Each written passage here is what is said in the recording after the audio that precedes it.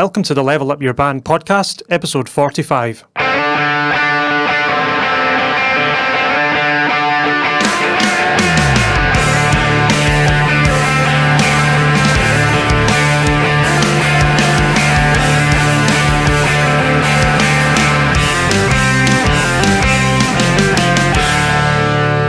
Hello, and welcome back to the Level Up Your Band podcast. My name is Gavin Patterson, and I'm here with Julian Pombo. How's it going? Hey, I'm not bad. Not bad at all. How are you doing? Not too bad. How's your week been? Ugh, nothing to report, honestly. Like, I wish I had something interesting to say. I literally nothing. Literally nothing. No. I think the most exciting thing that's happening is that Rachel and I cleaned my PC. That was exciting. Wow. I got to try out a new blower thing. Nice. It's like it's basically it's like a compressed air can, but it's reusable, you know. So you just plug it in, and it did a number on my PC. It was great. It took like about 5 seconds to clean it all. Not 5 seconds, but like 5 minutes. That's what you want. You know, just like a squish here, squish there, and then that was it. Done. Great. I can plug it back in, and I can forget about it for about a month. Yeah. It gets pretty bad though with the cats, like just hair. Yeah. All over the place, and the computer likes to suck it up. So that was that. Yeah. I think this might be one of the last times you get to see my setup like this, because we're gonna be changing the room around a bit. Okay. So. Okay. Again.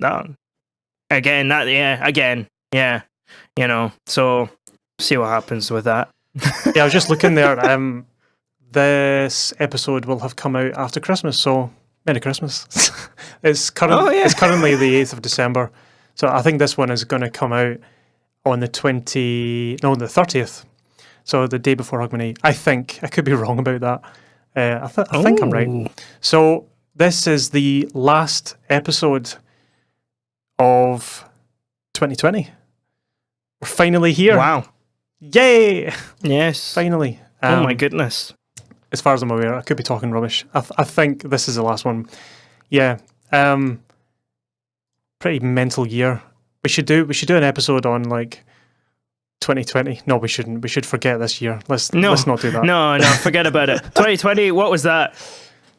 An anomaly. Was that really? Like, let me just count again. 2018, 2019, 2021. Yeah, that makes sense. Yeah, that does make sense. 2020 never existed. So today's topic, maybe like 20 episodes ago, actually. I'll need to look because that is relevant. Let me see. Hiring musicians. Yeah, episode 14, hiring musicians. Way back in, I think, April. We talked about the process of hiring new musicians. Say you've, like, someone's left your band and you want to hire new musicians. We talked about from the perspective of a band getting a new musician in. So today I thought I'm going to switch it about and talk about joining a band that you've never. So you are the musician that is joining a band. So this is how to find the right band for you. So this should help people who, say you're starting out, you're never been in a band before, or maybe you have been in a band before and it didn't work out. This should help you identify different things to look out for when you are finding a new band. And maybe you're in a band currently. This will also help you identify whether you're in the right band. You know what I mean? Yeah. Because you might see some of these red flags and go, oh wait, that's happening right now in the band I'm currently in. Never mind finding a new one.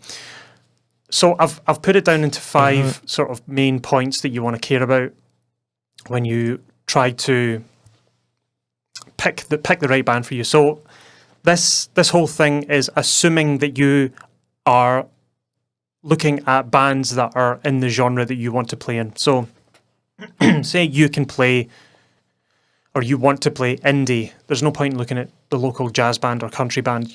You've got maybe you want to join a band, you look around, there's maybe 3 bands that you're thinking of, and they're all in the genre that you want to be in. So we're assuming that, obviously. Don't audition for a band that you can't play or you don't know anything about the genre. That's just pointless. I mean, this is also, I think this goes back to like another episode. I think I talk about this in like the bass guitar episode.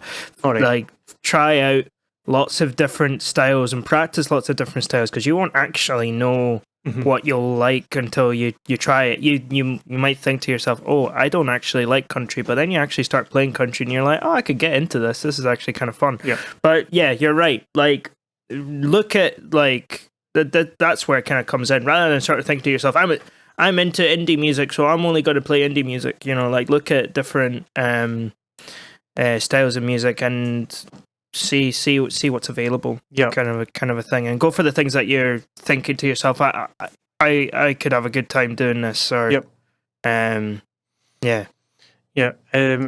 no point in, we talked about that in possibly the genre hopping episodes. Episode 43.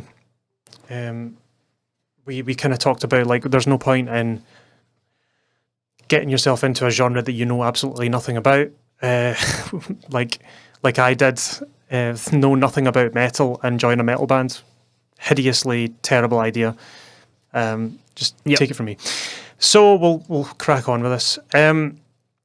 So number 1, this is kind of, I've put this in order of importance, in my opinion. I don't know what you think about this. So number 1, the thing to identify when you come to a band, say you've been asked to an audition, the things you need to be looking out for as what could potentially be red flags. So number 1, leadership.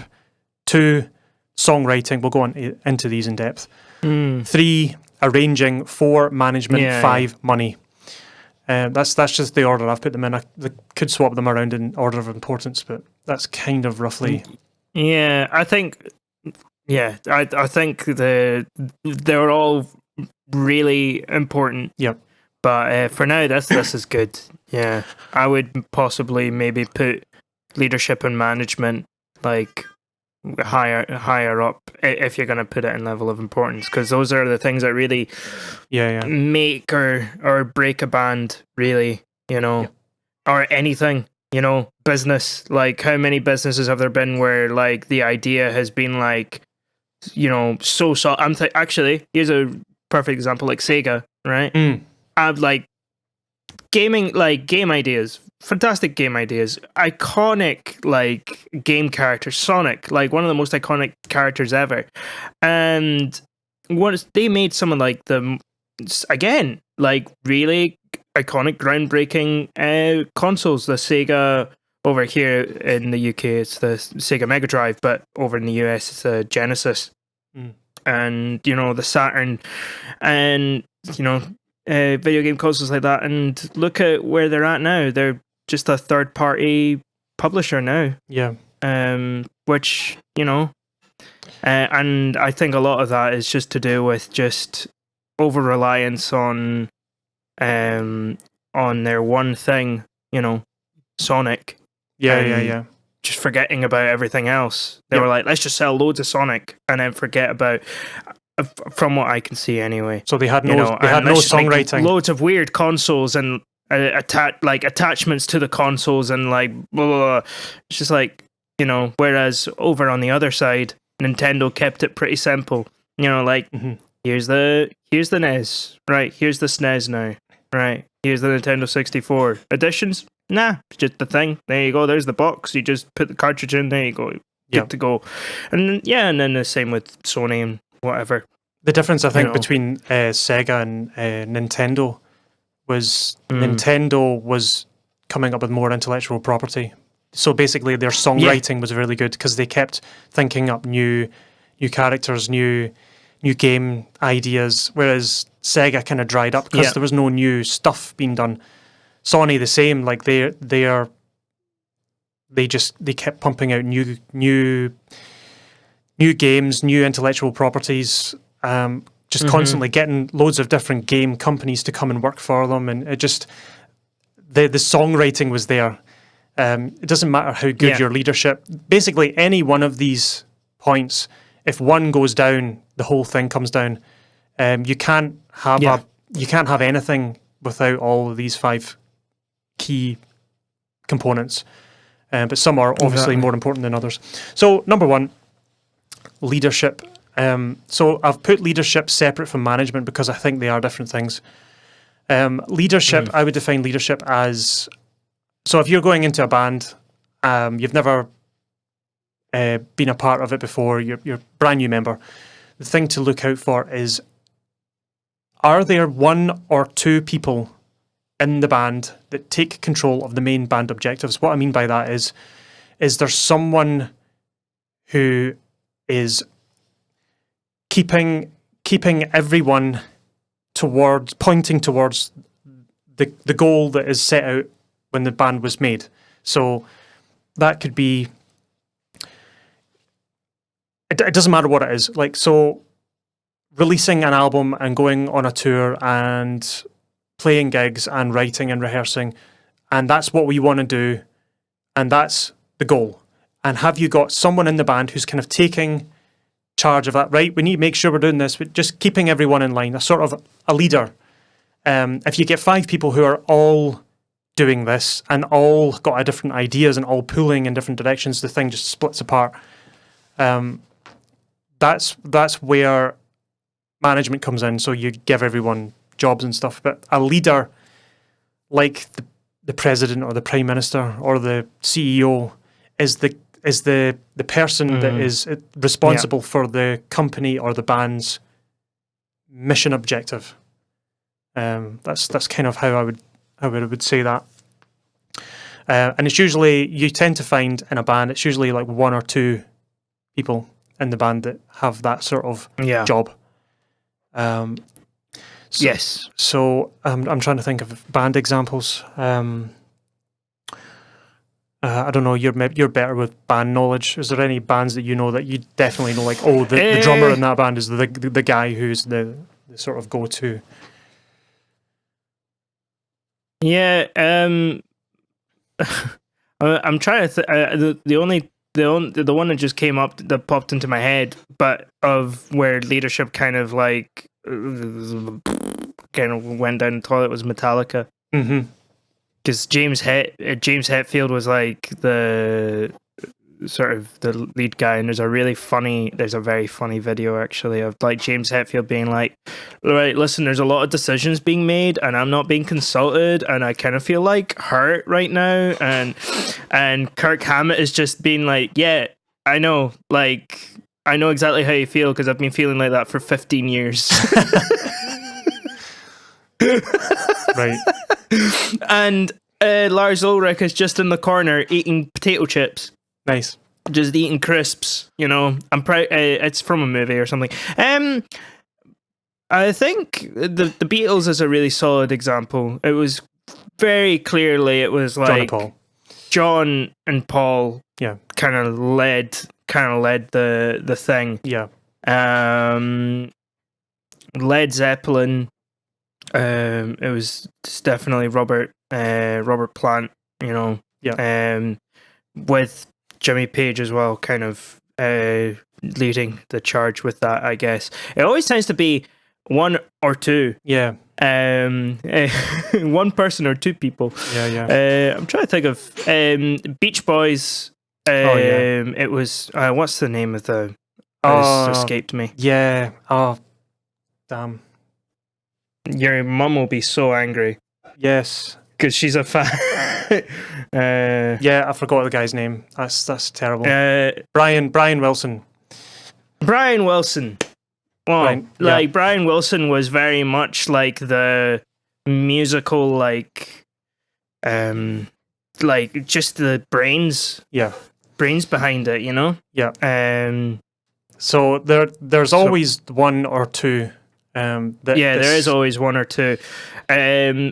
I think a very common model is kind of like, I guess, like what you said. It's like you have a leader, or a good healthy model rather would be something like what like a presidency, I guess. You have an appointed leader, but that leader will listen to a whole bunch of other people. Yeah.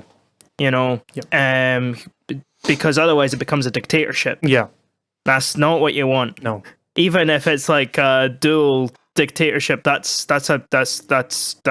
even worse. Yep. I guess. I don't know, but like you have either one or two people, like a president and a vice president, and then you have like a minister for songwriting, or like a minister for merch, like things like that. Uh-huh. And you have a whole bunch of people who kind of have very clear, like, you know, strong strength. Well, just have very clear strengths when it comes to those different kind of areas. And I think if it doesn't matter what kind of band, if you come across a band that I think has a similar kind of a thing like that going on, great. Yeah, I think you're going to be in solid kind of thing, especially if it's also a band where your voice is heard as well. That's also important. Yep. Because you should, like, you know, you should be able to, I don't know, just protest, I guess. I guess. So it all comes down to this idea of, like, free speech. You should be able to say what you want to say, and they should listen to you. Yep. You know, and that it's important. Yeah. You know, that so don't kind of goes on feel to like the B part of this. Is everyone else okay with the way the band is being led? So you can usually tell that if people aren't being heard, they will make sure that you know about that. So if the person who's leading the band is, you know, doing their job, and people are like, oh, we should be doing this, we should be doing that. No. And basically, as you said, a dictatorship. You can usually spot that, not right away, but it's maybe like a couple of rehearsals in, you can start to see traces of it. Things like, I've came up with this wee guitar lick for this. No, I don't want that. Or, oh, what do you think of this logo design? I was working on this last night with my pal. No, I've got that sorted. You know, no idea. Everything gets shut down immediately. It's like, oh no, I'm doing all this. It's just like, oh, come on. It's a band. It's a group project. It's not now unless of course it is a solo artist with band. We've said this before. Then it's like it is kind of different, kind of. But then again, you're joining that band with a different sort of, I don't know, a different sort of idea, I guess. Like it's kind of like, do you know what it is? It's very similar to like renting a house and owning a house. So like when you rent a house, there's some things that are just not your responsibility anymore, you know. So like things like if the window breaks or like the heating goes somewhere, like that's not your responsibility. That's the responsibility of the person who owns the house. Whereas if you own the house, you know, with a bunch of other people living inside the house, then you are all kind of responsible. There will be that one person who's kind of like, I don't know, taking or dealing with most of the things, but like as co-owners of the house, you will be, you know, working together, and you're all kind of responsible for it. Yep.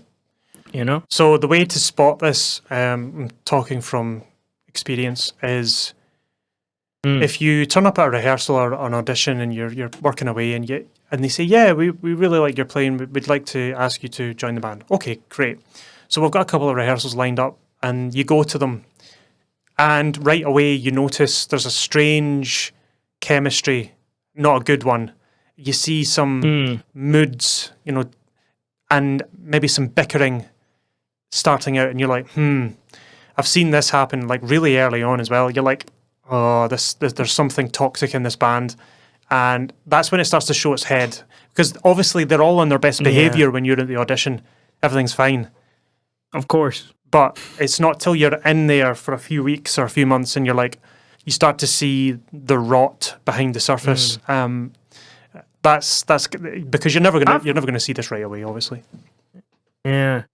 I've heard some horror stories from like, and some people are just like still in these bands, and I'm like, why? Yeah. You know, like just leave. I don't like that can't be good for your mental health in the long run. No. There's a band. Obviously, I'm not gonna say who it is because if they hear it, they'll go lies. That doesn't happen, but it does happen. There's a band, and their lead person. I'm even dropping like pronouns. I'm not even gonna say who it is. Lead person. I'm keeping it extra anonymous. Don't even know if they're human or not. We don't even know exactly. To be honest, I don't even know if they are human. But the lead personal entity, yes, is very particular about what they want, and can be quite narcissistic about it. And to the point where they dictate what everybody in the band. This is a covers band, by the way. Just saying, they dictate how and what everybody should be playing, right? So, like, no freedom of expression. No, it needs to be exactly like the record. Like, you can't play. You can't. No fun. No fun in this band. Basically, is what I heard. And how I interpreted what I was hearing. And I was just like, geez, Louise, like, why are these people, like, staying? You know? Yeah. If that becomes very apparent, drop it. Yeah, leave. You know? Because that's just a horrible, toxic environment. It doesn't matter if they're paying you, like, I don't know, like, $30K a year. I'd rather earn, like, less than half of that. Yeah. And be happy, you know? Yeah, likewise. Totally. So, on to number 2, songwriting. So when you're considering joining a band, this is the second most important. Is there a consistent flow of new song ideas coming from one or more of the band members? And that might not be so obvious at first. So what I think you should do is ask. So what I've done in the past and what I've seen people do in the past, and I think it's quite good to do, is don't be afraid to ask who writes the songs. So when you go into the session, an audition, just ask right out, because people always forget with job interviews or auditions or whatever, not only are they looking for a musician for their band, you are looking to join a band that you want to be in. And you are well within your rights to quiz them. Why should I join this band? You know, why should I work for you? Why should I work at this place of employment? You know, what are you going to give me that the coffee shop down the road is going to give me?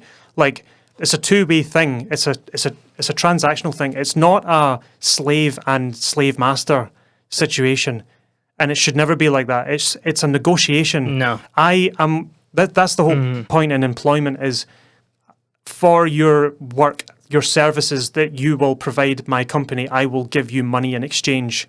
And it should be a symbiotic relationship. And it's the same in a band. And if it's not that, then get out. When you turn up to the band, you should say, hey, who writes the songs in this band? Just curious. Oh, it's me. Oh, I do this and I do that. There's maybe a couple of guys come forward. Oh, yeah, I write some songs. Oh, yeah, I write some lyrics and songs and stuff. And we kind of do that. You know, how does that work? You know, who does the lyrics? Do you join it all together? And find out the process. And also ask, just curious, like roughly, how many songs do you write a month? And that's an important thing to know, because, oh, yeah, we haven't really written anything in 6 months. That's a big red flag. Or, yeah, we try to get 2 songs a month, which is a damn healthy rate to get a song into a band. Personal songwriting, I mean, you can write a song a week. You can write a song a day. Whether it's good or not, it's a different story. But if you can get 2 songs a month, at least fully written, fully arranged, and playing in a band. Yeah. That's rapid. At the end of the day, if you get them ditched as well, it doesn't matter. No, you know, no. because like because it's all got to do with what you call it. It's all got to do with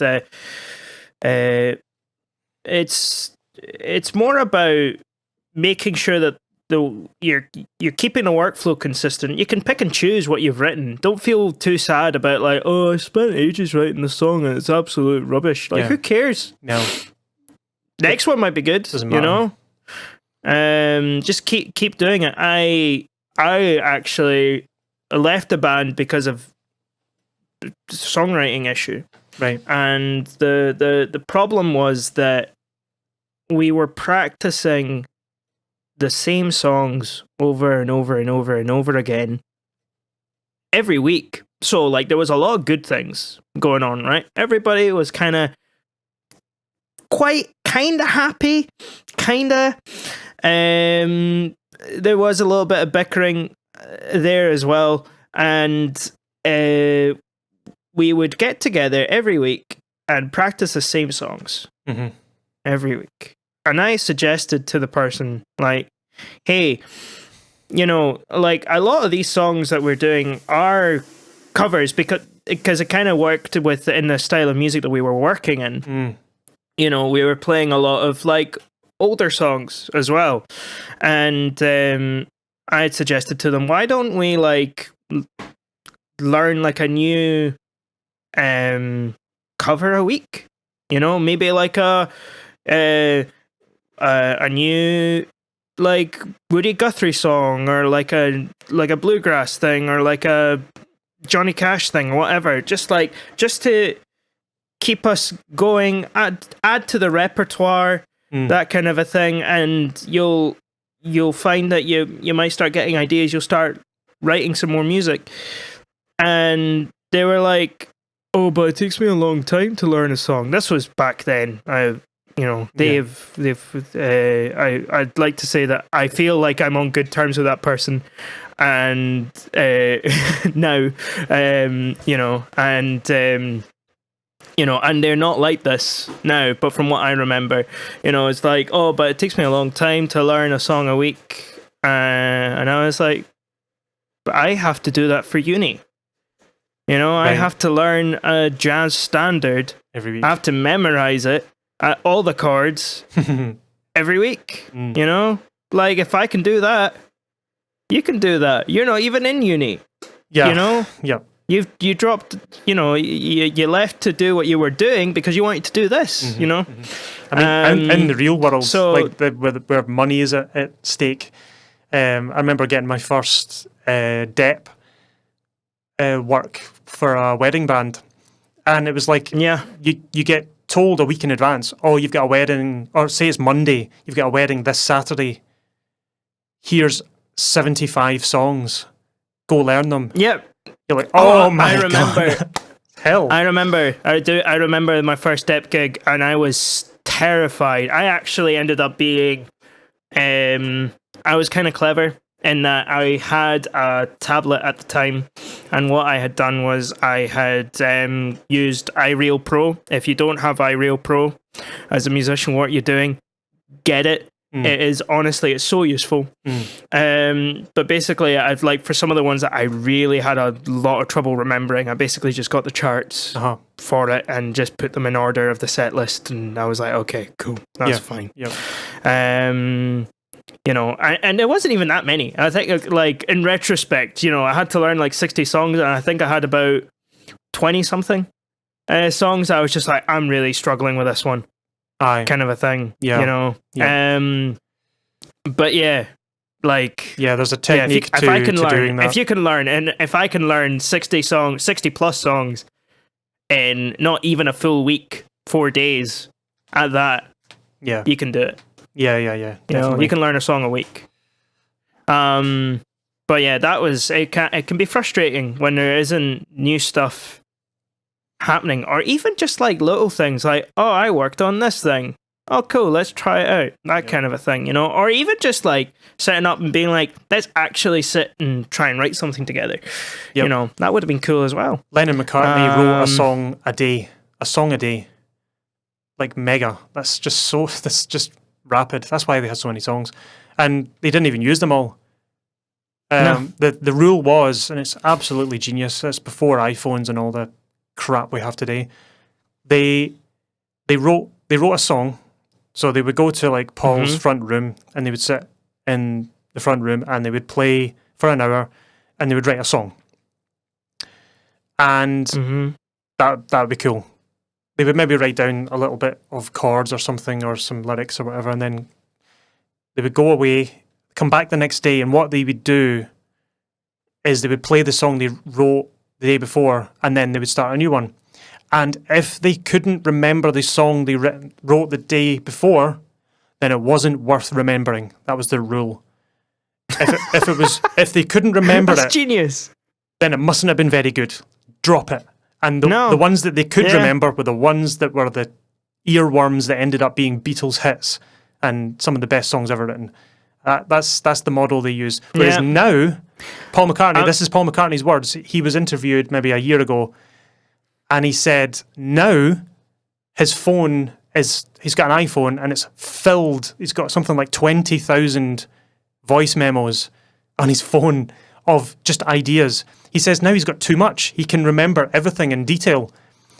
And he says that's a bad thing because he keeps even the dross ideas when in the past him and John would have just forgotten it because it wasn't worth remembering. And now he's just polluted with all these ideas. It's genius. Yeah. Idea pollution can be quite harmful. Yeah, very. Yeah. So there is like a happy in between. What I do is if I come up with a chord idea or something, I do record it like as soon as I do it, but then I do try and play it back the next day and see if I do remember it. And if I have not remembered any of it, in the bin, clearly wasn't very good. Yeah, or sometimes I even like listen back to the original thing. I'm like, ugh, yeah, nah, that's fine as well. That was a good idea then. Like, no, so yeah. So basically, it can be good to record your ideas. You should find that out from the band. What's the songwriting rate? How fast can you write songs, and are you still writing songs? And if they say what's your SPW? That's what I was going to say. I was trying to think of something like that. So find that out. If it's stagnant and they haven't written anything in a year, and you ask, have you got any plans to write anything? Is there anything coming up? And they go, yeah, we want to get these songs, blah de blah. We want to get these songs up to scratch because we want to do some gigs. No. You should be getting songs up to scratch that you've already got, and you should be writing new ones in the background as well. Always. It never stops. It should never ever stop. So that's songwriting. Number 3, arranging. So once you've got your song, you arrange it. So walking in, you see the band. You've asked the songwriting question: is there leadership? All that. Does the band understand what makes their sound theirs? So what I mean by that is bands should recognise that each song they write should have a specific set of ingredients present in the arrangement that makes the song theirs. Now, they will have known this if they've listened to the Level Up Your Band podcast. Yes, if you listen to a song on the radio and you don't know it, but you go, that kind of sounds like a Fleetwood Mac song, and then it's like, oh, it is a Fleetwood Mac song. It's just a not very well known one, but it's got their sound. It's got their vibe. Each band has their own sort of ingredients that makes them them. Like Queen has hundreds of vocal layers and that lead guitar harmonies. That very particular guitar sound. Yeah, and each band has their own thing, and it's not necessarily just the individual's instrument sound. It's also their style of playing, and it can be a group thing as well. So, like you, for example, have a specific style on bass. Your bass style is very melodic and wandering. You always do like cool melodic wandering bass lines and stuff, and they're never the same twice. They're very sporadic and off the cuff. Whereas some bass players aren't. Franklin of bass playing. Yeah. Whereas some I'm really bigging myself up. some bassists are just like, pick downstrokes and they just play all root. I mean, you do have to kind of learn to kind of do both. Yeah. Like, because Eriska is kind of like, it's your project as well as my project and Aileen's project. Like, it's everybody's project. Yes. I feel like I can really let my voice speak there, kind of a thing. Whereas if I'm in another band and I'm like, this is not the time, I will do, like, Julian, this is not the time to be making things up. Oh, I heard a song the other day. Oh, you'll love it. What's it called? It's a Christmas song, and I was listening to it and I was like, oh my God, this is the most overplaying, and I need to tell Julian, let me find it. It's a Christmas song. It's not a well-known one. It's called Christmas Wrapping by the Waitresses. Listen to the bass playing on that. It's absolutely bonkers. It's the most sort of obvious example of overplaying. The guy sounds like an amazing bass player, but it's just so not called for in that situation. I could be wrong. Is it the one that goes, Merry Christmas? Yes. Merry Christmas? Yes. Oh, I hate that song so much. It's terrible. It's the worst. Oh. Yeah. Oh, it's a Listen to the bass playing. Really, it's nuts. I've never, because like every time it's ever come up, I'm just like, nope. Skip. Get that off. And I will put myself through my personal hell. Yeah. And I will just listen out for that bass line. It sounds to me like the bassist was completely and utterly bored and fed up with this song, and he's like, I'm going to try and spice it up. I would be if I had to do that. It sounds like Jaco Pastorius joined the Teletubbies or something. It's just this simple dimple song with this amazing bass riff thing going on. Yeah, it is like I'm pretty sure it must be like the world's like most hated like Christmas song ever. Oh, I don't know. I don't know. There's a lot there. It has to be. It's so. I'm on the Wikipedia page right now. You've sent me down a rabbit hole. No. Right. Release and reception. It was when did this come out? 1981. What were people smoking in the 80s? The 80s were like, weird, what is man. going on? It was a success. Why? Was that a number one? Let me see where it peaked. I'm just here. I'm just looking at it. The song was released as a single. It reached number 45. That's not great. In the singles chart in 1982. But according to Butler, who was one of the people that I think arranged the song, the waitresses were in the middle of a difficult tour, and the Christmas Song Commission was the last thing we wanted. He recalled later that its enthusiastic reception was a rejuvenating gift for the band. Okay. So you can actually kind of tell, like, they were like, we really don't want to do this. Like... Well, we've got other things on our mind. The bassist, his playing or her playing, spoke louder than words ever could. Yeah. Anyway, so not related to this topic, but it's fun. No, but that was fun. It kind of is, but it kind of isn't. So arranging. Yeah. This is something to look out for. Does the songwriter allow creative input from the other members or not? So, like I said before.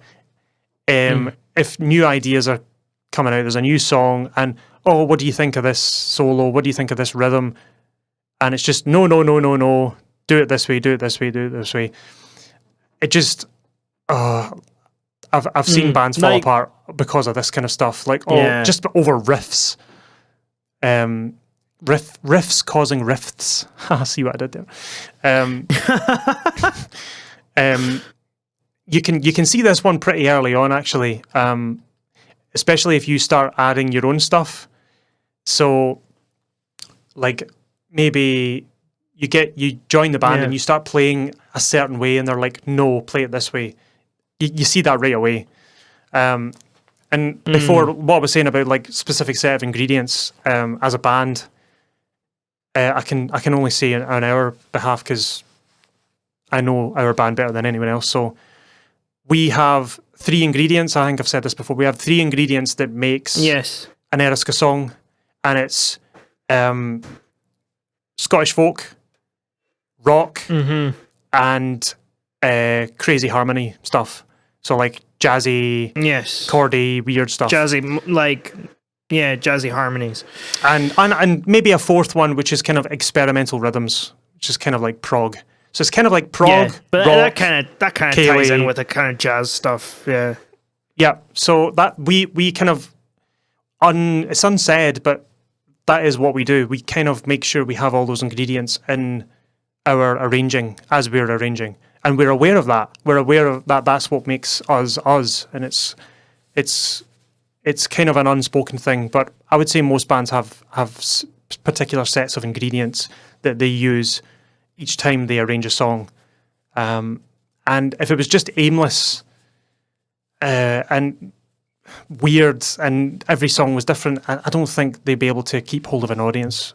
Although there's always exceptions. You always get some anomalies, but that the arranging thing is, if you join a band and it's from the outset, we say this all the time, if it's decided, this is my band, you will play what I tell you, and if you're okay with that, then fine.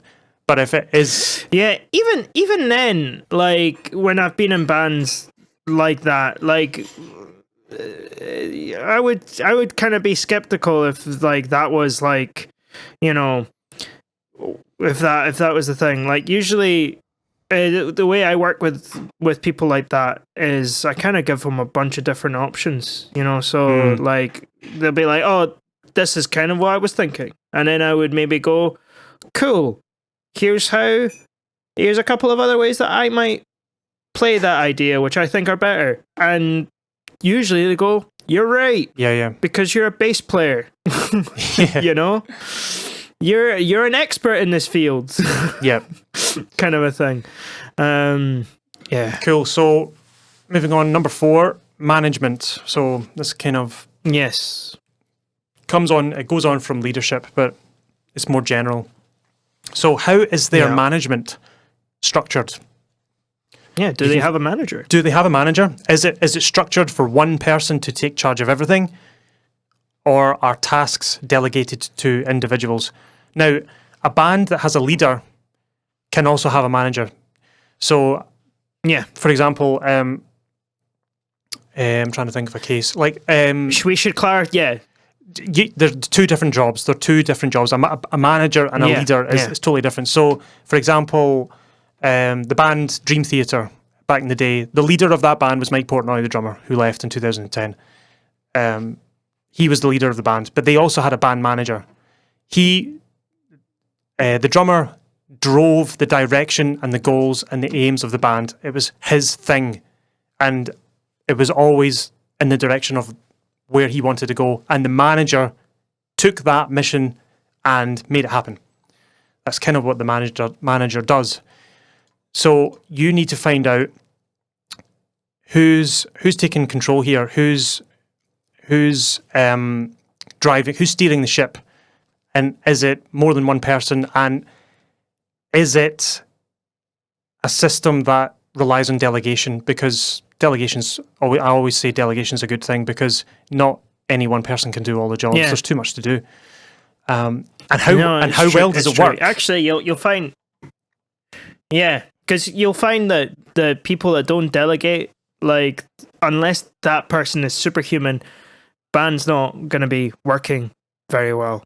That's actually, it's quite a big reason why people kind of leave, is that they'll see this one person like spearheading absolutely everything, and they'll go, hey, is there something I could do? And they go, no, I can do it all, because I'm big, important person in the band. You're my lackey. You just sit down and do your job. Yeah. Like, Yep. You just play guitar. That's all you do. I'll give you an example. play I three might chords. have used this before, but I don't know. We're 45 episodes into this podcast. I'm repeating myself on things, but I don't care. We might repeat ourselves, but hey, for somebody who's just jumping in for the first time, So not know. back when going to restaurants was more mainstream, there was a restaurant in the before times. a restaurant that I frequent back in the before the cough, before the cove. Yes. I used to have a wee laugh to myself. So there was a definite management problem in this restaurant that I was going to. I like going there because the food's good, but every time I went there, I just observe, like I just look around and see how the place is run, because I like looking at that sort of stuff. Like, how does it work in here? Like, I like to know how things work. I'm looking around and I'm like, okay, so they do that job. Okay, I can see, oh, she's doing that. Or, all right, he does that. Okay, right, fine. But this place was unique because I could see immediately, as soon as I walked in the door, I could tell who the manager was. You can just tell. And in this case, this person was not a very good one, in that not enough tasks were delegated out to the other staff. And the reason I can tell this is because 2 times in a row going to this place, there was a problem with payment. They wouldn't take my card 2 times in a row. And both times, none of the staff could help me apart from the manager, because the manager did not part with certain codes or passwords in the machine that allowed you to unlock it, bypass it so that they could do it manually. There's some automatic system in there, and only the manager had access to this. So every time this happened, she had to come along and, oh, I can't have to do everything myself, blah, blah, blah, blah, blah. And right in front of the customer as well, like moaning, and you could see bickering happening. And one of the times, she's huffing and puffing and like showing us to our table, like, oh, right over here, blah, blah. And I was like, everything okay? I said to her, and she's like, oh, let me, it's just a nightmare. We're changing the menu, and I'm left myself, and I'm looking around, I'm like, there's like 10 other staff like, kicking about here. I have everything to do myself, and getting stressed, or the menu's not ready, and some of the stuff, the supplies aren't coming in time, and blah, blah, blah, blah, blah, blah, blah. And I'm like, I'm a customer. I don't need to hear all of this crap. And she was all this. Talk. And I'm like, you've got 10 members of staff all kicking about here, seeing tables and stuff. And you seem to be taking on all of this stuff on your own. With a little bit of delegation, your life might be a little bit simpler. And yeah, I just, every time I go there, I see it, and it's never fixed. It's always the same situation. And I'm like, this is hilarious. And is it still the same manager? as far as I'm up, well, I've not been there since COVID. Oh, I mean, we've not been. Yeah, you wouldn't have been able to go there for months. I'll tell you where the place is after, because I'm not gonna. Yeah, of course. But I just find it so funny. I've worked with and for people like this, where they just everything's falling apart all around about them. Oh, I just can't get anyone to do anything. Well, maybe you should spend some more time teaching them how to do it, because if you can do it, you can train other people to do it. If like the fact that they're not sharing, I don't know, little things, like, I don't know, a till password or whatever, and they're not trusting their employees with that. I would be kind of hurt. Yes. Because I'd be sitting there going like, what, do you think I'm just going to steal from you? Yeah. Like, really? Like, that sucks. That's it. Like, it's trust. That stings. It's trust. Part of it is to do with trust, you know? Like, if you don't trust... You should trust people to... You've got nothing. If you don't. You need to have that, like I said before, that sort of... that relationship between if you turn up for a job and you're always talked down to, you're always like lectured and shouted at, you're not given any control of what your job is. So say your job is, I don't know, clean the coffee machine, right? and you're not allowed to get access to the cupboard. You need to get the manager to unlock the cupboard to get the cleaning products, because health and safety, people might, I don't know, take cleaning products and that's bad, blah, blah, blah, whatever. And you don't have the access to that, so you have to ask every time. You keep doing it wrong. Maybe you do it a certain way, and you take pride in your job, and you're constantly told, no, that's not how I do it. That's not that, blah, blah, blah, blah. So you get these managers who are just turn into little authoritarians, and, let the person take pride in their job. Let the person take pride in their role, and their role in sending emails, their role in doing Instagram posts. I'm taking it back to bands now.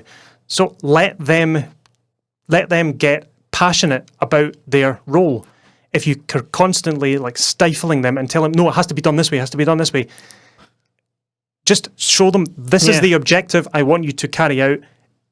You get there in the best way possible for you. If you feel like they're maybe they could be doing a better job, yes, you just say hey man, could you maybe try doing this? Just be upfront about it. I'm thinking back to this happened. To be fair, there were a couple of things out of my control. So with the wee YouTube channel that I'm doing just for a laugh, I edit the videos for it, and for a while I was this was at the time I had an absolute the laptop that I had was a piece of junk, and it wasn't working how it should have worked. Yeah. So rendering videos and editing, it was just an absolute nightmare. And John was like, hey, I think the editing could be a little better. And at the time I was just okay, cool. I'll make it better.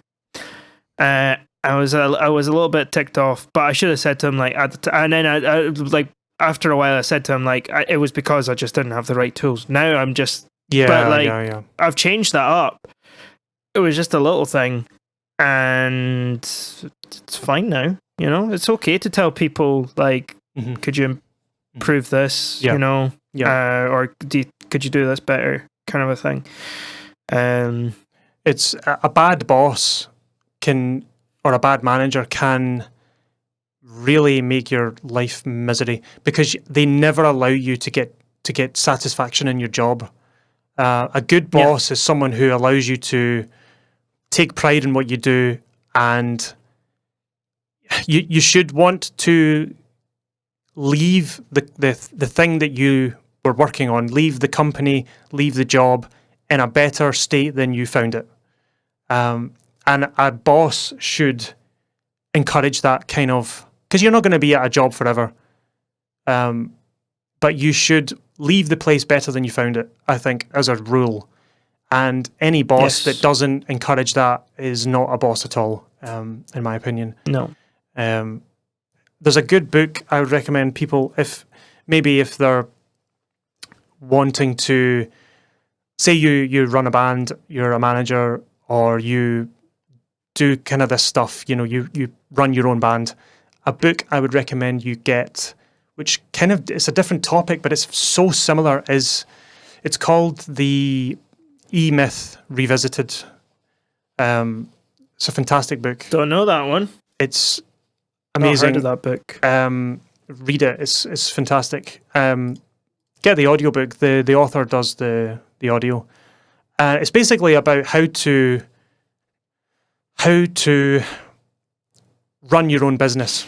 It's about self-employment first and foremost. And running your own band is kind of like self-employment. And what the guy talks about is there's three components to running anything. And you have to be these three people if you're doing it yourself. So number one, you have to be an entrepreneur, which is the creator of the business, the person with the ideas. That's the songwriter. Okay, so in the case of say you own a coffee shop, the entrepreneur is the person who comes up with the ideas. Oh, we should make it vegan, or we should have couches instead of bar stools or tables, or we should have all the wacky ideas, right? And Yeah, the next, like there's no set burgers. Everybody makes up their own, like whatever. exactly, yeah. You know? So that's the person who comes up with the ideas. Second, you've got the manager. The manager makes sure the entrepreneur's not being too crazy. Like, oh, we should make it on the moon. No, wait, hold on. That's not exactly feasible. So the manager keeps that guy in check. This is all in your own head. And then number three is the technician. The technician is the person who actually does the thing, who makes the burger, who actually plays the instrument. So in a self-employed situation, in a band, say, you have to be those three people simultaneously. So this book helps you sort of, if you read it, it'll help you understand how to balance those three mentalities, and you can apply it to a band because it kind of applies to everything in life. It's really good. I recommend it. It's called The E-Myth Revisited by Michael Gerber, I think his name is. Yep, that's right. It's great.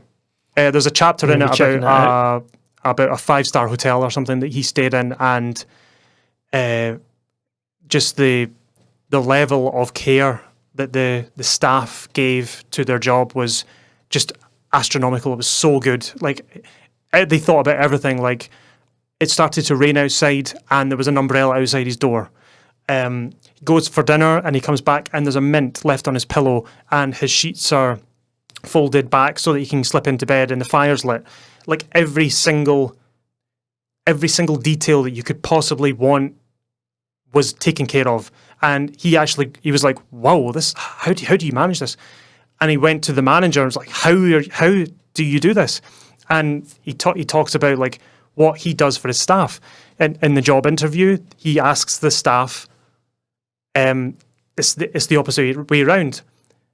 What can I do as an employer for you, employee? It's usually the other way around. It's like, how will I make this job the best job you've ever had in your life? And of course, the people in the interview are like, what? Would you ask me? And there's an investment, and they allow the manager allows each person who's got each job that they have. They allow them to be fully creative in that job. Like, if you think of anything like cool you can do, like any little ideas, for example, you know, the brolly, the umbrella sitting waiting when it's raining. These little ideas, think, oh, I stayed in a hotel once and this thing really annoyed me. I'm going to make it standard that we don't do that. Just allows them to take pride in their job. And that is like the best example of how to run something. Read the book, it's good. Anyway, okay, the last point, money. The M word. Yeah. So this is the one that you ask. Perhaps not right away, but if you're cheeky, then you can maybe get away with it. Depends how you word it. How does a band handle money? Do they have a band bank account with shared access, or does one individual or two individuals take care of all the finances, between them? Yep. So you can get both. I know of people who have like equal access to the bank account, and it's not that in and of itself isn't a bad thing. But if one of the other 4 points that we mentioned before starts to go badly and creates tension, you do not want everyone to have access to the money, because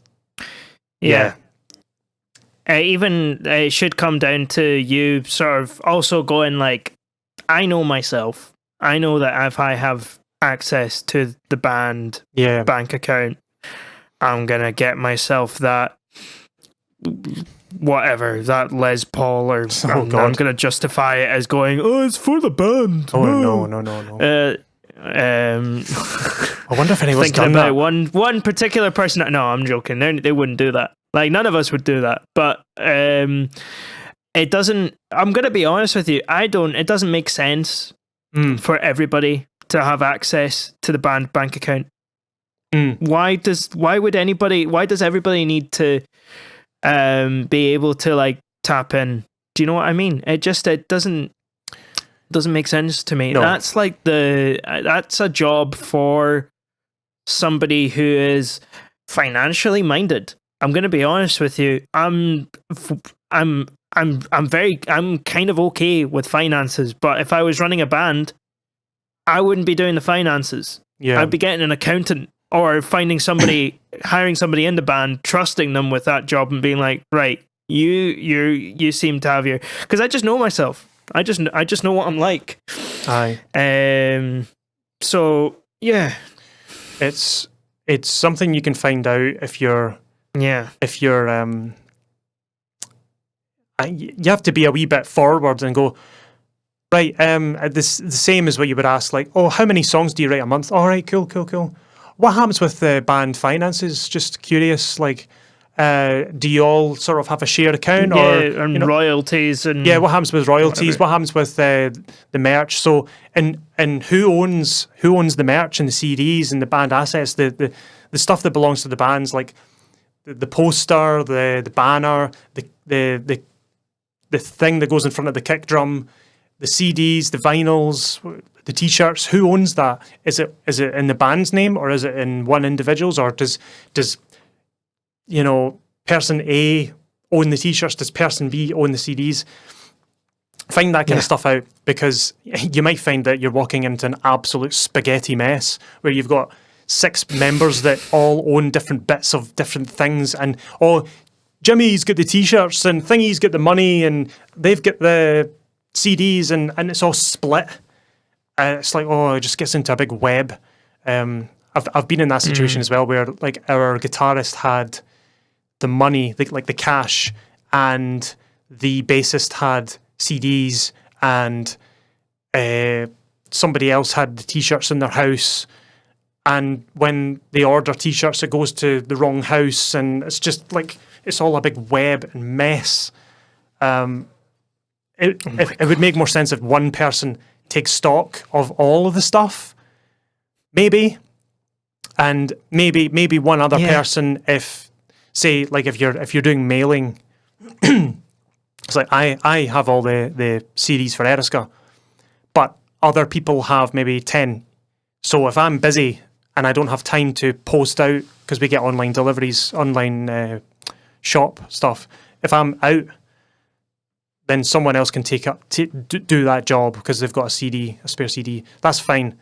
But the actual CDs and the posters and the T-shirts and everything that we own as a band, that is money. That asset, that's the word I'm looking for, belongs to the band, because the band has its own bank account. It's not as if like the T-shirts were bought by the guitarist and the CDs were bought by me, and it doesn't work like that. It would surprise you that some bands actually work like that, where it's kind of all, I bought us some badges the other day. I spent 50 quid on the badges, so that means £50 in the ticket money from the next gig goes to me. That happens. It blew your mind. It just don't do that. Don't do that. Yeah, and if they are doing that, don't do that. And you really like the band, maybe you should suggest, hey guys, is that really wise? Do you not think we should make it centralized and have it kind of all coming from the one place, so that rather than and if they look at you and start shouting at you, then leave. Yeah. Because at that point you're just dealing with children. If they're adults about it, they should go, oh yeah, actually you do have a good point. Somebody might even go, you know what? I've been thinking about that for a wee while. Yeah. That happens. That does happen. Somebody will mention something and you go, you know what? I've actually been thinking about it, but you just reminded me. Yeah. Yeah. It's really I would easy. say with things like, it's kind of unrelated, but it just popped in my mind. But with things like merch, really plan ahead. Plan what your plan your stock. Like plan like what are we gonna get? Like what are we gonna spend our money on? Rather than just sort of like willy nilly. Like I think we'll get some T-shirts, or I think we'll get this, or I think we'll get that. You know? Yeah. Just actually sit and think and go, right, let's do let's make a game plan here. You know, let's Yeah, sell. T-shirts did really well. Let's do a couple more T-shirts. Yep. We might just do more clothing, like Mhm. do some hats. I don't know. Yeah. Hats are pretty cool. I like hats. I would buy a band hat. I'm more likely, actually, to be honest, I'm more likely to buy a band hat than I am to buy a band T-shirt. Aye. Slightly You cheaper know, as well. that kind of a thing. You could probably shift more units as well, because they're just that little bit cheaper. I've seen in the past some bands doing some weird stuff like that. So maybe they've got some CDs out that's been handled by the band, and maybe they've got T-shirts. And then randomly the drummer comes in one day. All right, guys, I've got did some badges at the weekend for yous. All right, okay, cool. You never told us. Sorry, I just paid for it. I've got 200 of them here. What do you think?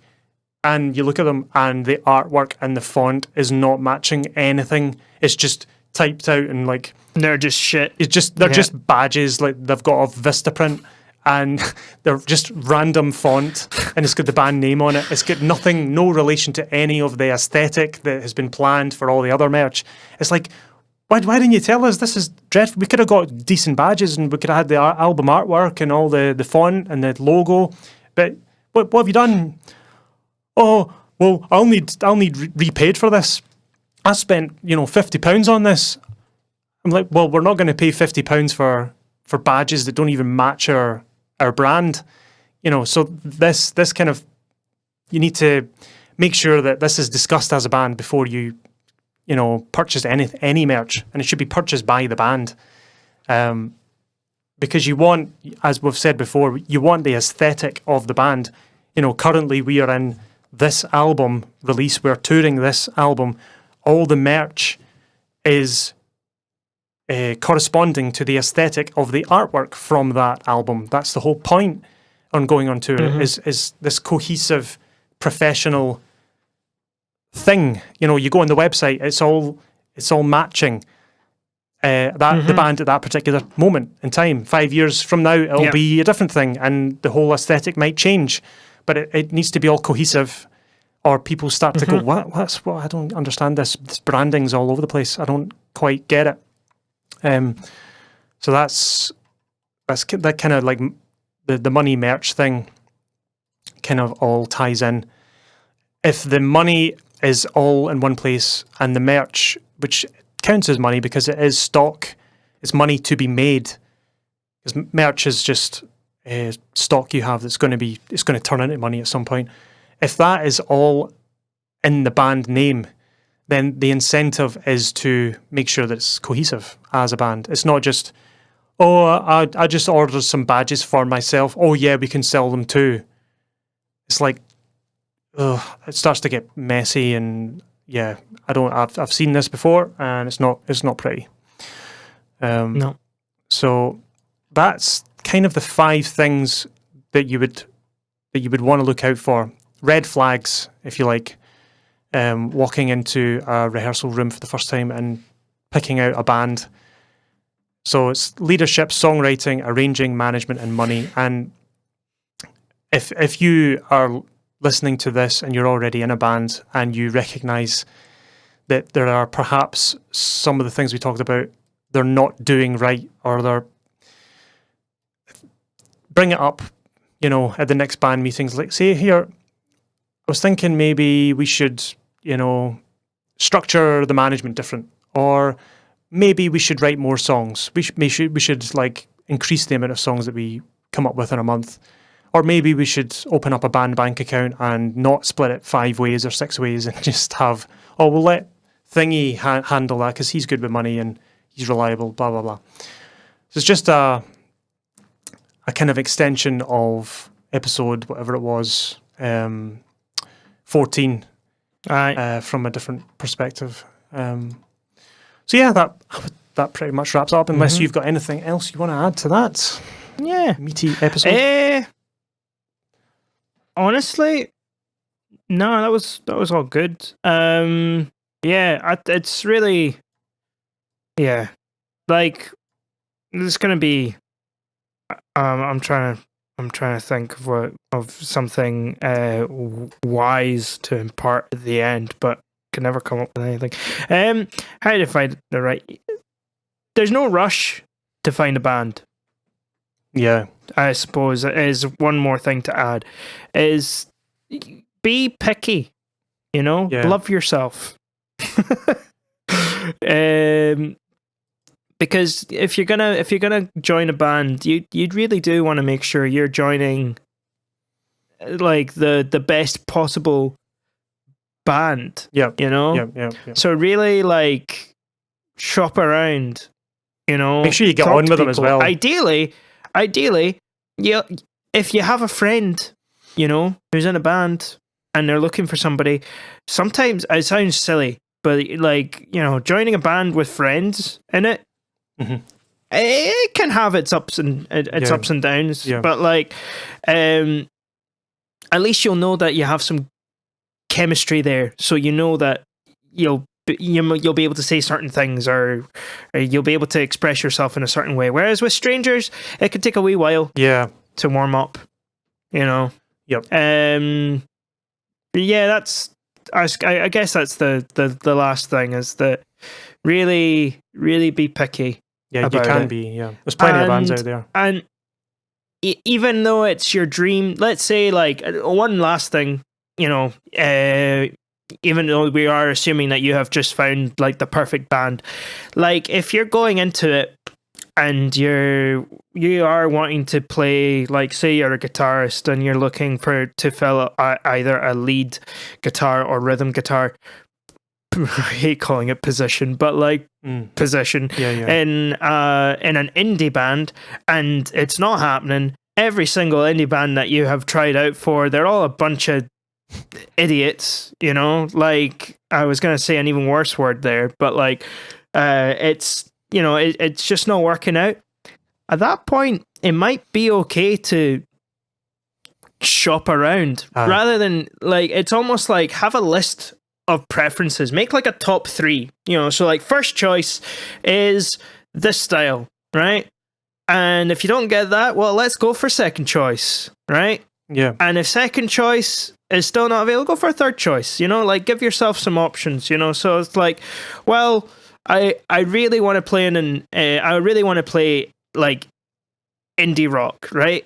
And you're finding that's not working for you. And you can go, well, I do have some, like, I don't know, I have some like folk rock kind of vibe, kind of chops going on. So I would be quite happy doing that if the first option isn't available. And if the third option is like something like, well, I do enjoy, it's not my most favorite thing, but I do enjoy playing like funk music, and I enjoy doing that kind of thing. And yeah, so that's another thing to do. It's just like make a top 3. Yeah. Kind of like preference kind of thing, and have a look. Yep. You've got to also, and if there really is no right band for you out there, just make your own. That's when people make their own band. Well, yeah. That's the totally a totally different thing. This is finding a band that already exists, kind of thing. You could make a part 6 and like make sure that you get on with them, because you're going to spend a lot of time with these people. You don't want them to be complete roasters, and that's, I'm assuming as I was assuming that you found the band that you want to play with, and style-wise, genre-wise, also assuming that they are decent people that you want to spend time with. But that's kind of it. Yeah. So that wraps up the episode, and also wraps up this absolute nightmare of a year. So the next episode we're going to be speaking in 2021. Can you believe it? I can hardly believe it. So I think next week we're gonna start a new series. So we're gonna try something new that Julian came up with. So we're gonna do a case study series on bands of a bunch of bands. We're just gonna come up with different bands, and we're gonna do like some.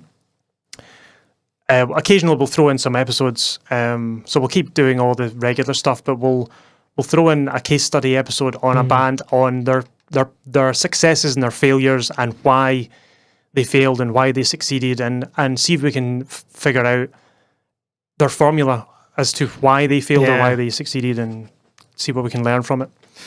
I mean, some of these episodes might be like I've been thinking about this because there's some bands that their history is so like I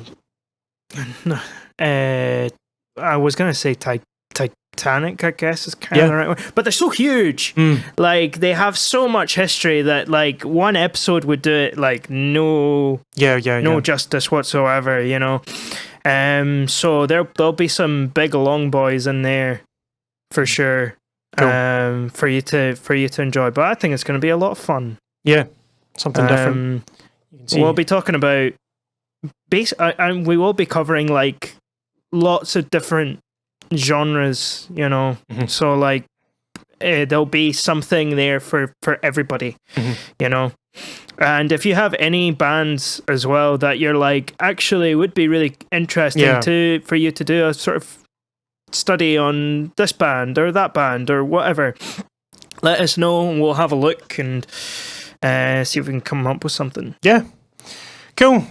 So hope you all had a good Christmas and have a happy new year, and we'll see you next year. Yeah, right. Bye. It's crazy. Right, bye.